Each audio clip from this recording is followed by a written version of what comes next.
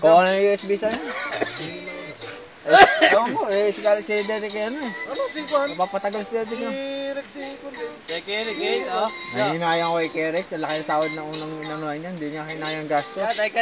Oh, no. Huwag kayo mapasinin. Di ba nung kanya na yun, nung umuwi uli yan eh, Juan? Sabi nga eh, Juan, kwento-kwento eh. Magsisiman na rin siya. Malaki pa nga sahod ko sa kanya eh. Hindi pang hindi kasi. Parehas lang sahod namin kay Alex. Kay Rex. Wala. Panay pa overtime. Ako hindi nag-overtime. Si Alex yung mga pag-mes man malaki pa sahod dito sa akin.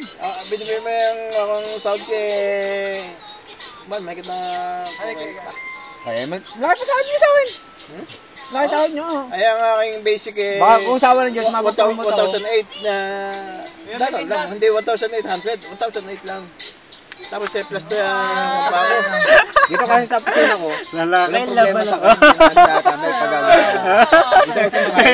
Sa isang linggo, at gusto ko na sumakay, hingi ako kayo sa ano ko, crew manager.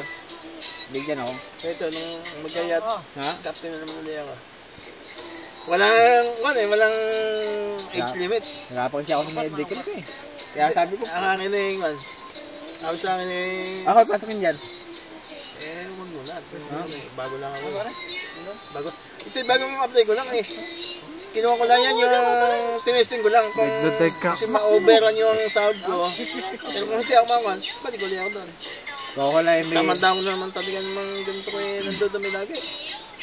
Ay, ako may sa makina. Wala ko makina. Ano ipasayaw mo? May parehas lang. Naipid. Ang magkakapareha sa amin, sa deck, sa ano, deck, OS, wiper, parehas. Pati ba yan? Ha?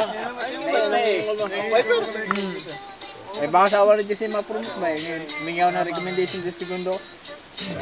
Port engine na ako. Walang iyabang naman. Chip mechanic ako. Ha? Chip mechanic ako. YouTube. Hindi Kaya ka ako pwede, nag-hunting lang. hindi ka pwede maging port engineer ko sa barko. Hindi ka pwede mag-port engineer kung wala kang lisensya.